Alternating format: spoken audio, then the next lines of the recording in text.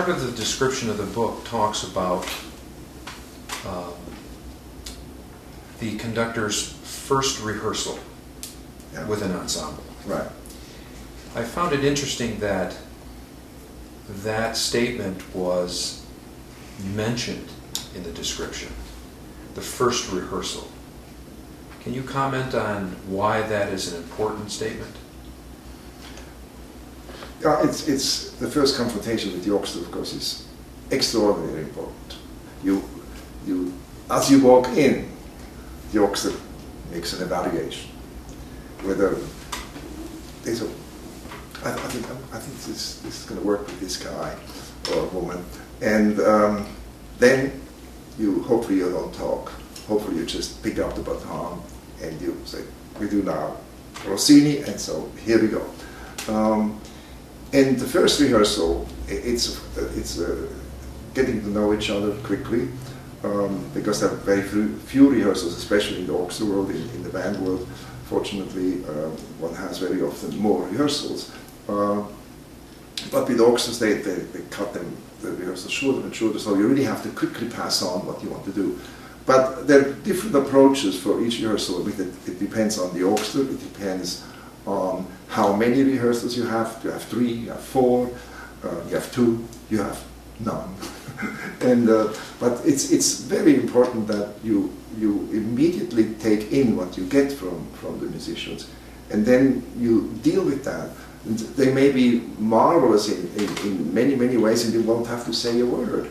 All you have to do is to sort of suggest how musically you would like to do it, and they read you. And of course, here's the big problem. In the first rehearsal, if the orchestra thinks that you're really honest about your music making, and that the music making is not just for your glory, it's you like to do it, you like the job, you like the music above all, and that's what you want to project. Not look how I'm doing this, isn't it great, am I not a good conductor? No, that should never enter your mind in the first rehearsal. And that's where you have to impress the musician really, that you are sincere, that you have the right ideas. It's not for success. It's, of course, hopefully you get a job and they will hire you back and you will not be fired. But it is the technical aspects. There's some problems how to rehearse, which is a technical matter. For instance, whether you just run through a piece or whether you want to take it apart right away. And some orchestras will tell, after the rehearsal, they will say, listen, why you went right away into details and you tried to fix this and that. When we do it the second time, it will work. Why don't you let us just run through it? Okay, you do this with one orchestra. The next orchestra said, no, why do we run through this? We want to know right away exactly what you mean. And don't just run through it. It's a waste of time. So you get all these different opinions from musicians. And they're, of course, all right. They know what they want, but musicians have different impressions. And it is really very difficult for a conductor to just find the right balance. And you have to change. Sometimes you hear an ensemble and you know right away, hold it, I gotta really go slowly here. And this is not, we have so far from where I would like them to be. I better go straight into details from the very beginning. And you do it, and they will appreciate it. And the next time you come and you say, I think this is great, I'm going to cancel the last rehearsal because they're doing so well. But it's a highly problematic issue, how to rehearse. And again, what my idea is, I don't teach rehearsing. And some people say, why don't you tell us how to rehearse? And I always have the same answer. The only way you can learn how to rehearse is go to rehearsals of people who rehearse well. And you learn. And watch what they say, see how they approach it, how they deal with the musicians. And then you learn about it. It's an apprenticeship, especially with rehearsing. Mm-hmm. And that's why also, by the way, many orchestras will not, will not demand a rehearsal. They want you to just see conducting the performance. They don't ask you, please send us a tape, we want to see you rehearse. Because that's also, of course, if you apply for a job and they want to see you rehearse, I don't like the idea very much, because usually if they send you some material, it's sort of staged, the rehearsing. Do you know what I mean? They sort of set up the best thing. What can I say here which is really good? Well, I tell them the balance here is not right, or this person is in tune, or this the section, the bowing is not quite right, and you try to show them how it should be. To prepare those things, and it doesn't look really honest. Mm-hmm. And so when I pick students to come to Peabody or for a master class or whatever it is, I never insist on rehearsing technique. Mm-hmm. Or I just say, show your music making with an ensemble, and I want to see music. That's all I want to see. This year we can talk about it. It's not big great science, but show the music.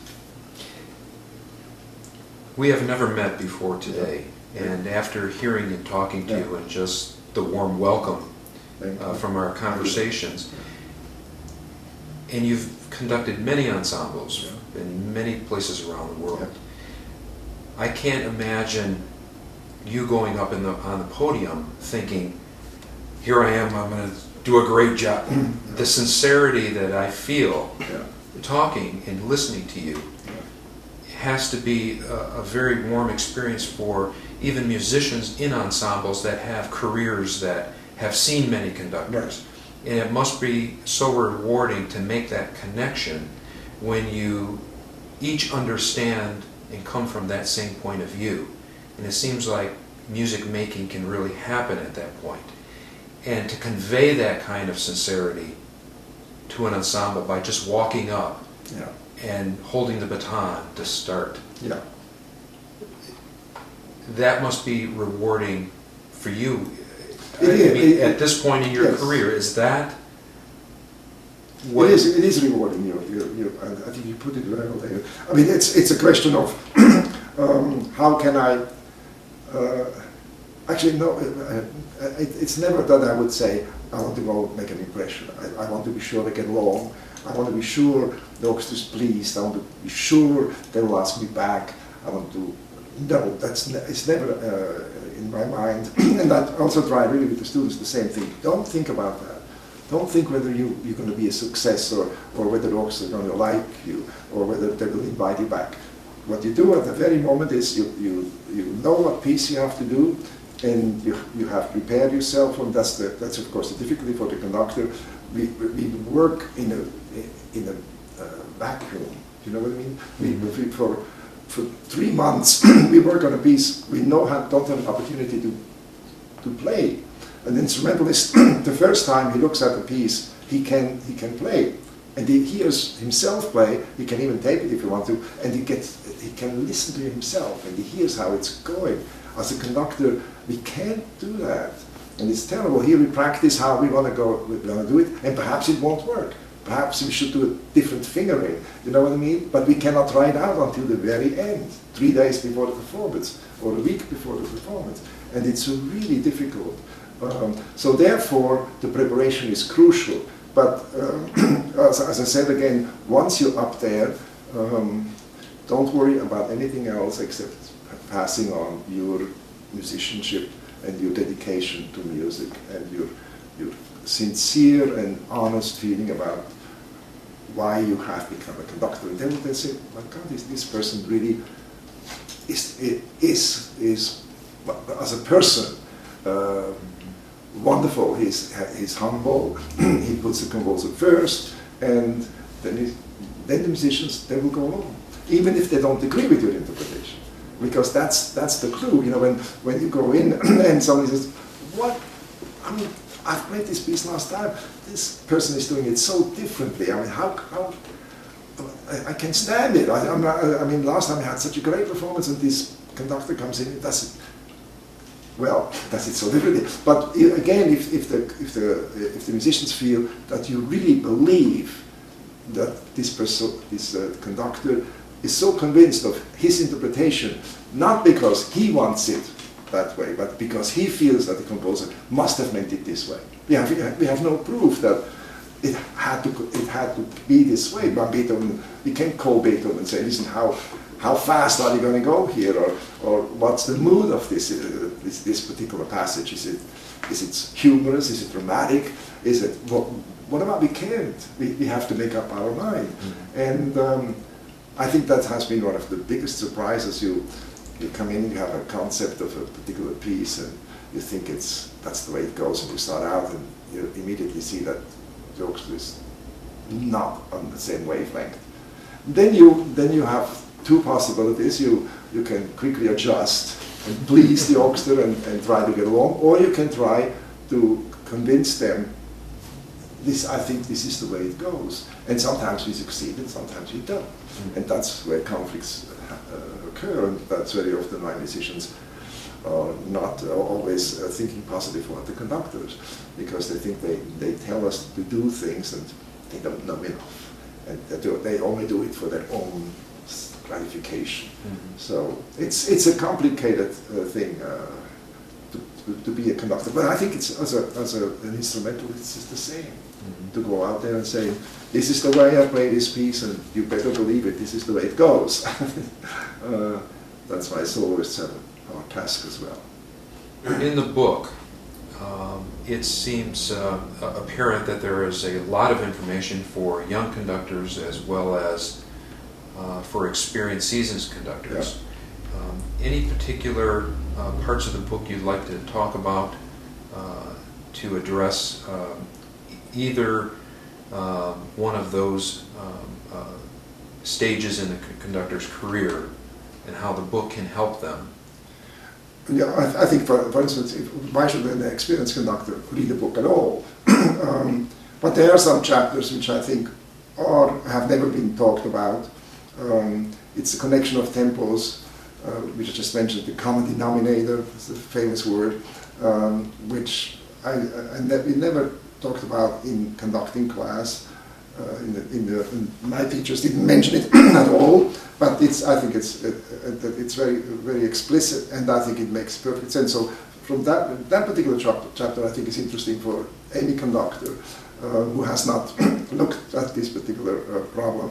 And of course, for a younger conductor, they just learn it today because we'll bring it up. And also, there are others about in the zigzag way. It's which I don't know how many conductors do this. And this was in a way due to my teacher at Tanglewood, because he said you have to know how to address an orchestra. I mean, where do you go from here to here? Here you conducted. I mentioned this before. How you know do a particular passage, what the traffic patterns are. That's basically the zigzag way, and it's really enormously complicated.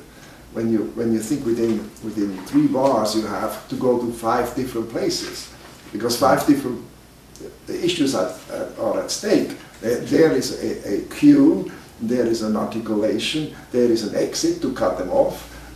There's a dynamic change. So you have to line this up, and whether an experienced conductor has dealt with it or not, doesn't really matter. If they get away without it, then it's fine.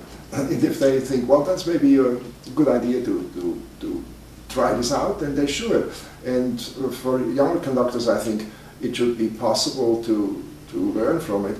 And a big thing which, of course, interests me very much is I try to sort of a notation how to beat, because obviously, how do you show a pattern when the music moves? You show the pattern here, and the music is already over here. You know what I mean? It's really difficult. So hopefully, this notation will make it possible for the younger conductor, inexperienced conductor, to immediately know how to do it. So we'll see how this will fly. I'm very anxious to see. Well, what's next for you? You're here in Michigan. Yeah. Well, I'm still at Peabody, which of course I feel like blowing the horn about Peabody, which it's an incredible place, and the program had been created before And it's probably the only place in the world where you have an actual full symphony orchestra twice a week, and you have a string quintet plus a piano 3 times a week. We can, and those young students, they can play, and it's amazing. I mean, that you can put a concerto for orchestra, a Bartok, we can put it in front of them, and we don't have to stop because they are not making it. We have to stop because the conductor is not making it. They're so good that the younger musicians, I mean, not the younger, just the high schools, the elementary schools, they all develop musicians, and then we have an influx from overseas people. There are lots of Asians who love to study in the United States. They're coming from Russia, they're coming from South America, they're coming to the United States. And then you have, the influence is enormous because the young people, they stimulate each other. Somebody comes from God knows where, but they really play incredibly well. It's very inviting to do better. So I think, as a matter of fact, Michigan, of course, was the greatest place for school education. Every school had even as the small kids would go in an orchestra, they go in a band, they go in a chorus. That was part of the program, and it was great. And so it's unheard of how talented the young people are. They're getting better and better and better. It makes it easier and easier and easier for the conductors because the level is so high. And hopefully the schools will not continue cutting musical programs, because it really it's helpful to any other profession too. The multimedia of conducting, doing 3 things or 5 things, 10 things at the same time helps you, whether you're an engineer or whether you're a businessman. So I think that is, so let's keep live music and music training in from the beginning, and of course get the best people there. Yes. To show it, because then the youngsters will pick it up and will cherish it and will come to our concerts. Good. Well, it's been a pleasure meeting you and talking about the book, the Score of the Orchestra and the Conductor, available through Oxford University Press. And so we are going to end today's interview, and thanks very much, David. It's been my pleasure. So thank you so much. It's a pleasure. Thank you.